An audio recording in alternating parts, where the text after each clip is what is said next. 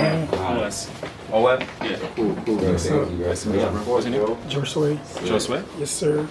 That's the guy right there, bro. bro. See, I ain't trying to. Fire producer, bro. Artist, Bad. Well, you do it all then. Oh, bro, he does it all, bro. Guitarist, bassist, bro. He plays freaking everything, bro. This man talented. Literally, if I tell him, like, so, we make this beat or some shit, or we make Bass right there, do something. Huh? There's a bass right there. There's a bass right there? Oh, alright, just don't do this. I'll make it happen. Yeah, real. He's not joking. Bro, you play everything? Or? Like, For the most part, I play guitar, bass, drums. Bro, he's fine. Let me show you, He made the album, too. He made some beats off the album. Oh, fast. Oh, yeah, definitely. You don't fuck with the recording there, nothing? No, I'm gonna hold you, can I like sit on Yeah, one take seat? it. My iPhone shit. Where can we leave this? Probably just put that on the table. Oh, me. Oh, G-O-D. My diamond dancing, doing tricks. Hey. My diamond dancing, doing tricks. They gon' catch me when I take a flick, I'm sipping breeze. I got Percocet.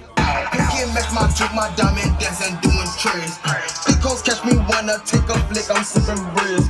I got Percocet, but believe I'm switching breeze. I knock niggas out like I was giving birthday leaves. You can't match my diamond dancing, doing tricks. They gon' catch me when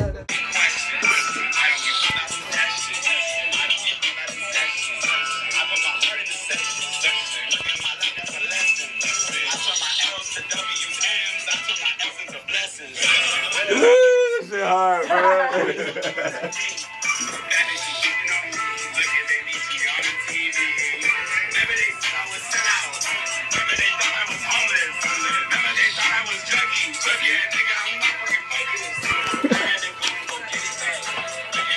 Yeah, this is tight. This is a good one too. That shit Good was hype. shit, It was bro. hype. I'm happy I recorded that one too. Fire. I would have been sad. Yeah, you told him to get in the booth too. This motherfucker was already. Get in the booth. I was already on it. You know I always do the voice note and shit. Yo, I didn't even hear you say that. That was in the zone, damn. Get in the booth. I didn't even hear you say you screamed that from my face. I swear, I was so in the zone. I promise I ain't hear that. Yeah, that's crazy. That's crazy, yo. Yo, nigga was going crazy. I didn't hear you say that, bro. Oh my goodness. I'm not even joking. That's cool. That's beautiful, bro. That's kind of crazy, right? Damn, dirty. Alright, fuck it. Oh, go back in.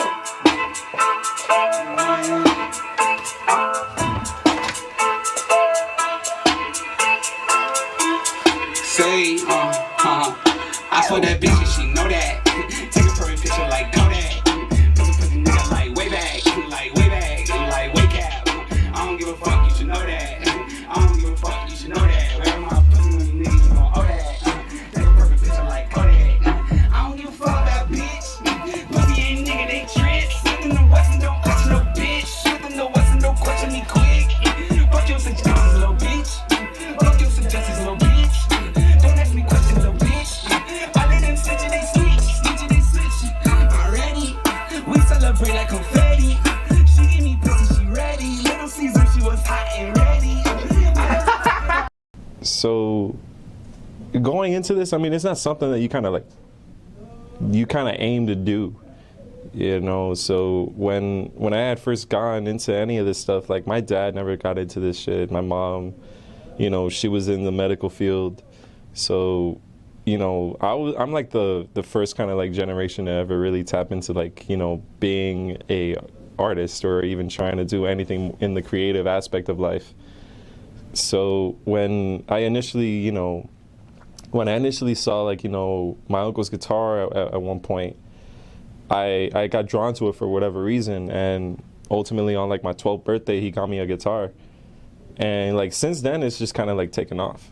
So I remember vividly like playing around with it, and so you know, like when you get something like a starter pack, when it comes to like guitars, you get like a little amp, the guitar, and a cable. And I was probably bothering my grandmother, everybody. I was bothering everybody with how loud I would fucking play guitar, bro. Like, and I remember even then, like, I didn't even know how to use distortion or none of that. So all of it was clean at one point, and then I realized, oh, if I just turned this one knob, I could do this crazy shit. So I think it was just like playing around and shit like that. Like that was what drew me to it, because it was just something that, like, you know, you just mess around and you make a mistake or something, and all of a sudden there's something that you didn't even know could, you know, become what it is. So that's what really like fell me into that pit of just, you know, wanting to make music. And, you know, I started playing guitar then, and when I was in middle school, like towards the end of middle school, you know, all my friends were into it. So like there was a guitar class in our school, we all took it, and, you know, they would put me on to certain bands. I got, you know, I started diving into certain bands, like, you know, Red Hot Chili Peppers, Metallica. Stain was a big one because my uncle used to listen to a lot of Stained. And, you know, just kind of experimenting with that entire sound and just having the friends that I had. You know, I had friends that were like all over when it came to like listening to music. I remember, I don't know if you know like the scene days or whatever, but like, you know, them goth chicks that we have in like, you know, they got the hair, they got the bang to the side, they got the green hair, they got everything. They would listen to like people like Cyanide or like Blood on the Dance Floor. Like, this is some white shit. I'm not gonna lie to you. This is some heavy white shit. But I'm telling you, man, that was such a culture of just genuine, I guess, rebelness. So, you know, I was around all of that when it came to music. So I was listening to metal.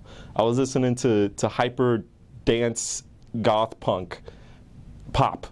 And that kind of just, I guess, molded to where, you know, I try to make anything now. And it's like, I can just grab, I'll grab from this, I'll grab from that.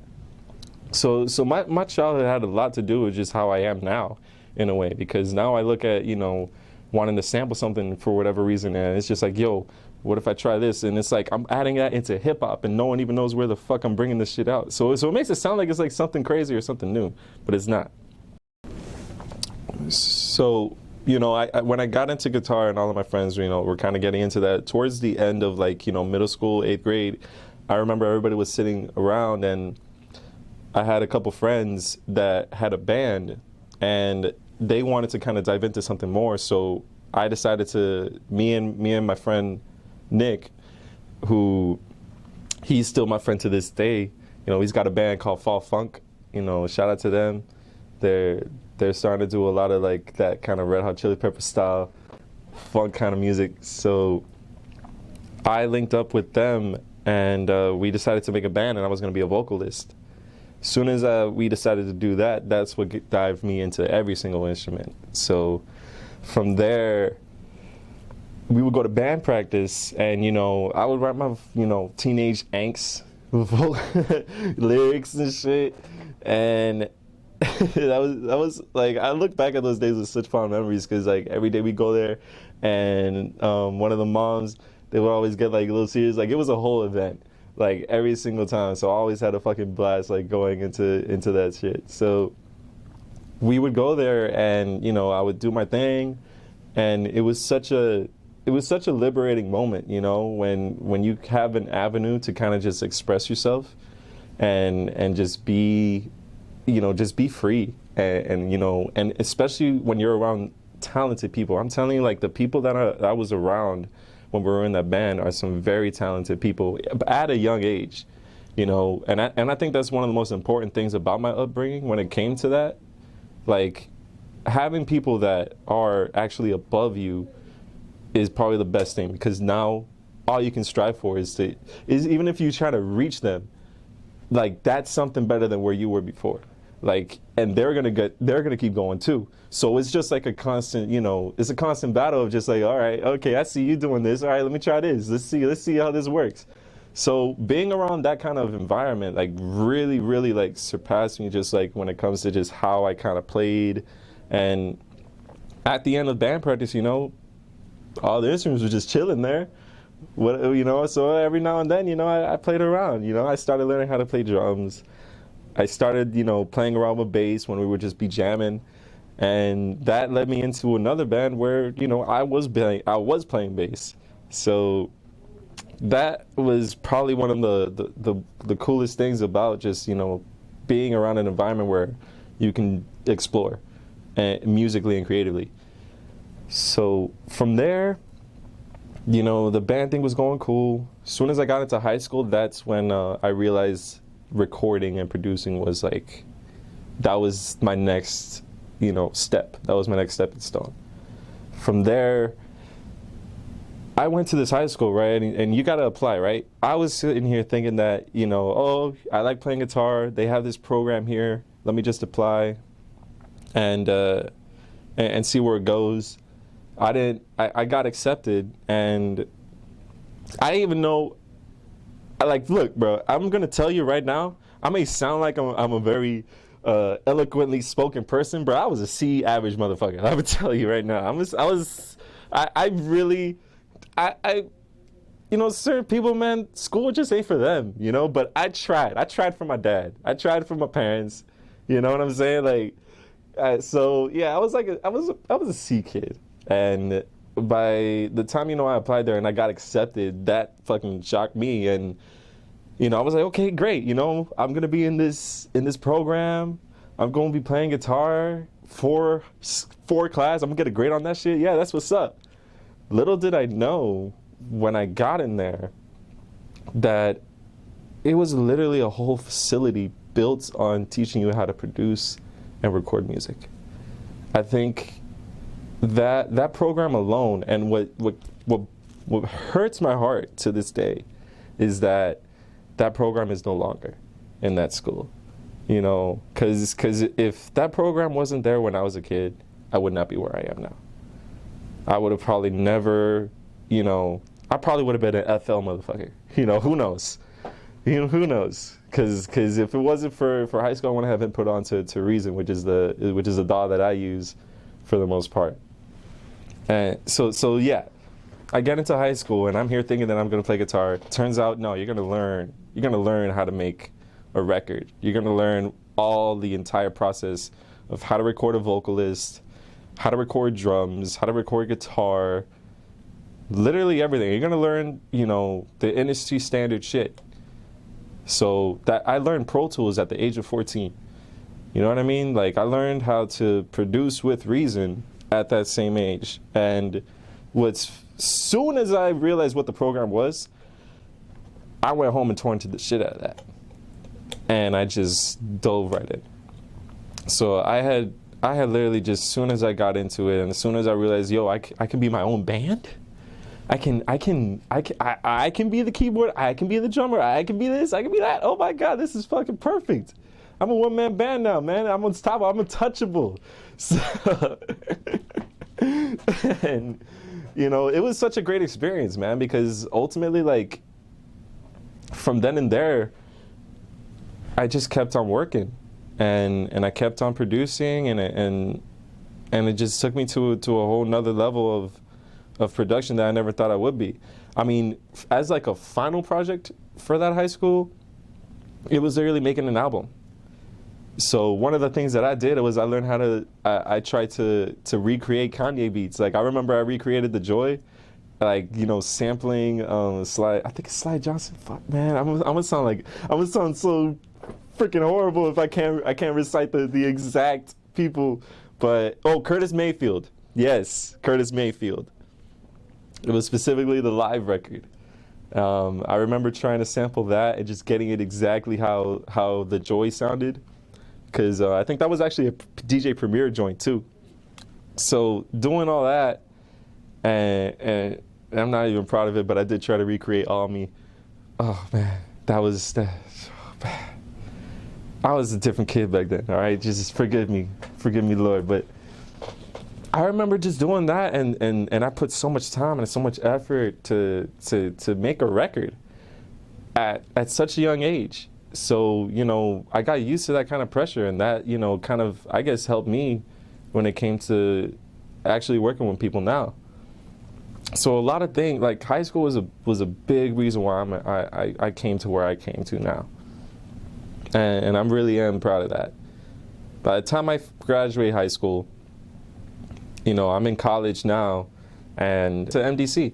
Went to MDC North Campus. I was in Opelika. I was going down there every day. And they had a music program, so it just worked. Like, you know, I tapped right in there and up and just continued the whole thing. when I was in MDC, that was when I actually learned how to play keyboard.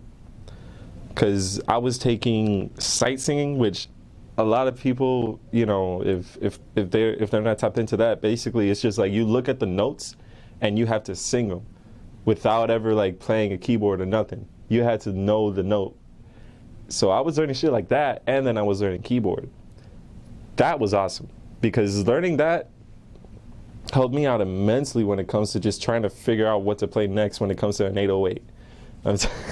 I'm telling you, man, like, soon if you get the idea of like, oh, okay, this is at least minor, maybe this is major, but like, as soon as you like have that kind of at least foundation when it comes to it, you're unstoppable. So I link up with Zay, and I start producing for him. I kind of forced myself to start producing for him. I remember one of the first tapes he dropped, and I was super proud of this placement. He dropped this tape called Low Key Famous, and that was like his whole brand and everything like that. I think he still runs it now. I remember he had sent me a couple shirts, man. Shout out to Zayko. Shout out to Zayko. He was moving, man. He was moving down here, man. He's in the military right now, but I'm gonna send my love to him, man. I remember like there was one show called Grave Diggers, and we got there. We did our thing. We had our show. We stepped down. Little did I know X was gonna be there. Yeah, all of Members Only was there, and I was completely oblivious. You know, say completely oblivious. I didn't know what was going on.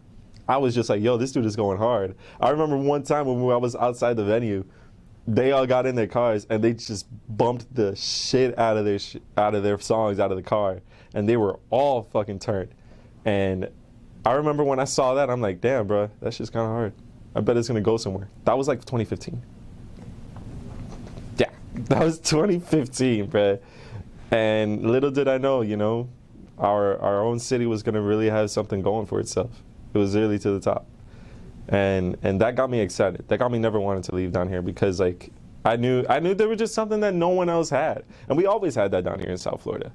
That was always the case, you know. Like we would do shit that we would do the most vulgar shit when it started with fucking Uncle Al and